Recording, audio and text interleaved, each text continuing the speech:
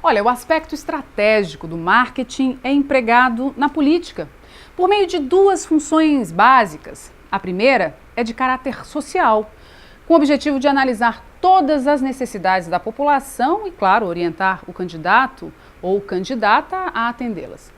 Já a segunda é de perfil racional, visando o aumento da eficiência da campanha por meio de ferramentas e técnicas específicas para otimizar os resultados. E o resultado ideal, claro, é a vitória. O Amazônia S.A. recebe hoje José Roberto Azambuja. Ele é jornalista com passagem por diversos veículos de comunicação da mídia nacional, como a Folha de São Paulo, Estado de Minas, Rede Globo, Band e SBT. Já atuou como ghostwriter e deu consultoria em inteligência política a diversas lideranças. E olha, ele proporcionou um conhecimento muito mais amplo para essas lideranças e suas bases eleitorais. É pós-graduado em marketing político pela Universidade de Brasília e estudou aperfeiçoamento em linguagem visual e comunicação comparada nas universidades federais de Viçosa, Juiz de Fora e do Ceará. Também cursou letras, gente, na Universidade Federal de Uberlândia. E olha, ainda teve tempo para se formar em comunicação pela Unitri. Olha, você arranjou tempo para estudar, quase que estudou demais, você não acha não, José Roberto? Bem-vindo. Olá, Mila, tudo bem? É um prazer estar aqui com vocês e à disposição para a gente conversar a respeito de marketing, comunicação e outras áreas também na área de comunicação, que o marketing é apenas uma, embora importante, é uma das áreas da comunicação em si. Já que você falou que o marketing é muito importante, é uma ciência universal.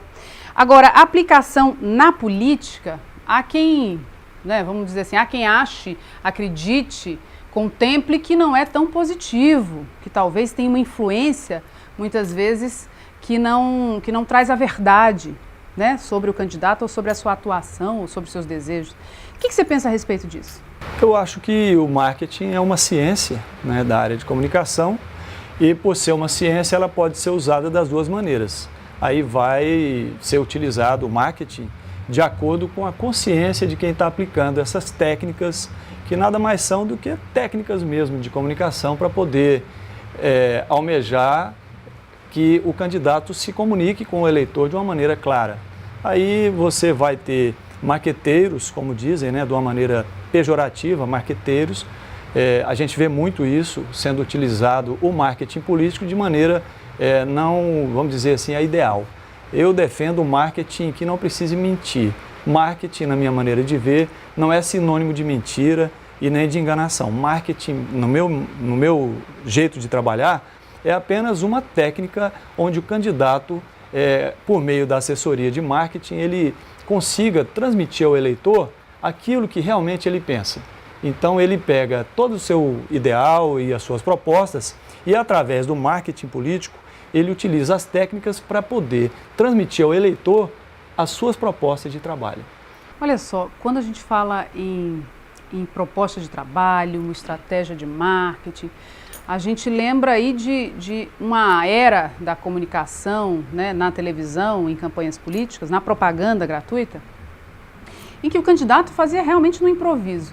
Então, uma campanha sem um eixo de referência, uma campanha sem um direcionamento, sem uma construção que indique à sociedade a sua importância, a sua necessidade, ela normalmente é um barco que fica sem rumo e afunda, em muitos casos. Então, eu entendo, e acredito que a gente entende junto, somos profissionais também do marketing, que a construção de uma estratégia de marketing político, ela é não só fundamental para que a campanha dê certo, que seja um sucesso, mas ela também mostra, na verdade, o que esse candidato tem de melhor. Porque a gente consegue puxar, muitas vezes, como profissionais da comunicação, informações que esse candidato não consegue se soltar, às vezes não consegue se expressar bem. E aí, no convívio com os profissionais, ele vai mostrando, às vezes, outra pessoa. O que você pensa sobre isso?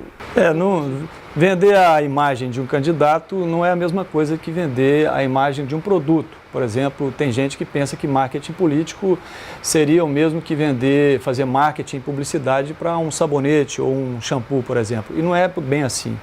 O candidato, ele é um ser humano, ele tem você bem lembrou, eles têm os limites dele de comunicação, tem os defeitos que ele tem uma vida, tem uma história, ele tem sentimento, tem família. Então não é um produto qualquer. Você tem que pegar esse produto, essa imagem que já está construída, porque ninguém se coloca para candidatar a algum cargo eletivo sem já existir uma história atrás, né? E aí você pega essa história, pega o que tem de melhor nessa história e nessas propostas que ele tem, e por meio de pesquisa, que é muito importante, você adquire, por meio da pesquisa, o que o eleitor pensa, e você pega as propostas desse candidato e direciona para que o eleitor entenda as propostas dele.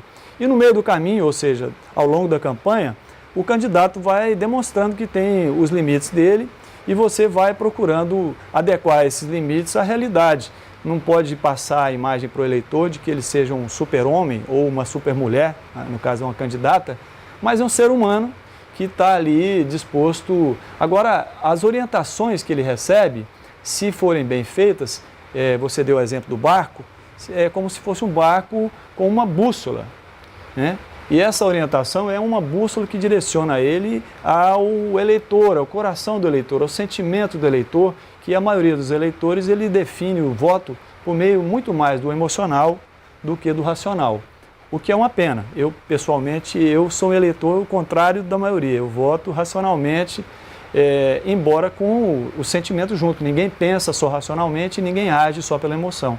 Então, essas duas coisas que todos os eleitores têm, que é a emoção e a razão, você tem que chegar nesse eleitor com essas propostas para aportar no porto seguro, que é o coração do eleitor. Olha, é verdade, é isso mesmo. Agora, me diz uma coisa, você deve ter várias experiências com candidatos que se comunicavam muito mal, e aquele candidato que tem uma retórica super eficiente, que fala bem, que consegue verbalizar muito bem. E, às vezes, a gente tem exemplos no Brasil, tem aquele candidato que tem um discurso ruim, ou, vamos dizer assim, fraco em conteúdo, e aquele candidato que, né, consegue se expressar muito bem. E dependendo das circunstâncias, né, no Brasil nós somos um país onde sua maior faixa é classe C, né? Então atrai tanto o que fala bem quanto o que fala às vezes muito mal, né? Essa dualidade interessante. A que você atribui esse perfil das pessoas, né, de gostarem do que fala bem, do que fala mal, quer dizer, quase não tem interferência, depende da empatia? Empatia.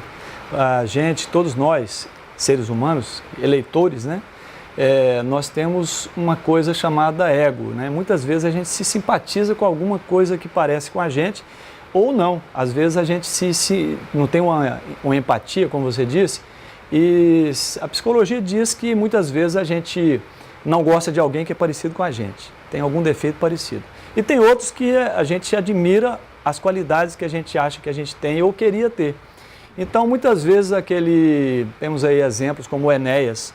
O Enéas não se comunicava muito bem, mas ele falava uma coisa que batia fundo no coração das pessoas, que era aquela vontade de mudar o Brasil. Aparentemente, ele queria mudar o Brasil, não estou falando que ele queria mesmo. Mas ele passou isso, então ele se comunicou bem do ponto de vista de... Ele foi entendido.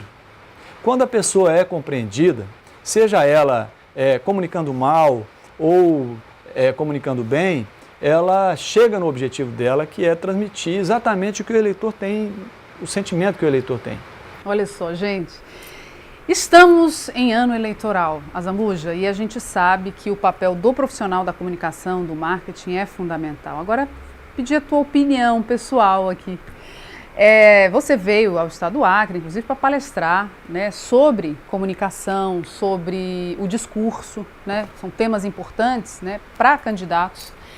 Eu queria que você me dissesse assim, qual o perfil em 2014 do candidato? Porque o Brasil está passando por muitas mudanças, né, políticas, no aspecto, inclusive, da exigência da população a respeito de propostas mais lúcidas, mais... né, claras, a coisa do candidato que configura um populismo, mas, sabe, no fundo, os interesses são outros, as pessoas estão mais, são como se a gente dissesse assim, eu estou mais atento, viu? Você tem que ser muito certo, conciso e muito verdadeiro no que você estiver falando, porque a população está mais atenta. Então você acha que já existe uma diferença nesse contato pelo Brasil que você está tendo com os candidatos? Já existe um novo perfil? Eu acho que existe. O eleitor está muito mais exigente e o político também está percebendo isso, pelo menos os políticos mais profissionais. Nessa área, cada vez mais a gente vê a exigência por parte dos eleitores e o político que não se adequar a essa exigência, ele está fadado ao insucesso, ele não vai ter sucesso na empreitada, porque para ganhar uma eleição, ele tem que se adequar àqueles que, na verdade, são os patrões, que é o povo.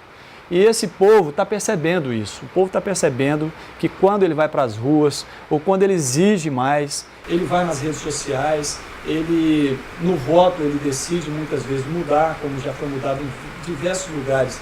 A mudança aqui no Acre mudou há um tempo atrás, no Brasil mudou um tempo atrás, em muitos lugares está mudando nesse tempo presente. E essa mudança se dá exatamente por isso, porque o povo está exigindo mais, está percebendo que não basta ter uma moeda forte, ele já não quer mais só estabilidade, inflação já não é uma coisa que ele teme mais, ele quer ter mais coisas, ele quer mais educação, mais saúde, mais segurança pública. E o político tem que perceber que tem que mudar. E para ganhar uma eleição, o primeiro passo é a pesquisa, porque com a pesquisa na mão, o candidato vai ter uma bússola a seguir. E por esse direcionamento, que essa bússola vai mostrar o caminho, ele tem muito mais chances de se eleger. E para chegar nesse eleitor exigente, ele tem que ter uma postura mais profissional mesmo. Aí hoje eu recebi aqui o José Roberto Azambuja, ele que tem um currículo, ó, só para mostrar aqui, resumido, viu gente? Vale a pena assistir a palestra dele e conhecer mais desse trabalho sensacional. Parabéns, obrigada. E queria que você desse a última dica aqui para o candidato. Tem candidato assistindo a gente, viu, Azambuja? Dissesse aí para ele, qual que é o segredinho para ele se sair bem neste novo momento na política do Brasil? E com certeza vai ter coisa diferente aí na propaganda eleitoral gratuita. Uma dica para o candidato é o candidato não achar que sabe tudo, o candidato unir o conhecimento dele ao conhecimento do profissional que está ali orientando, né? Faz de conta que o profissional do marketing é como um médico.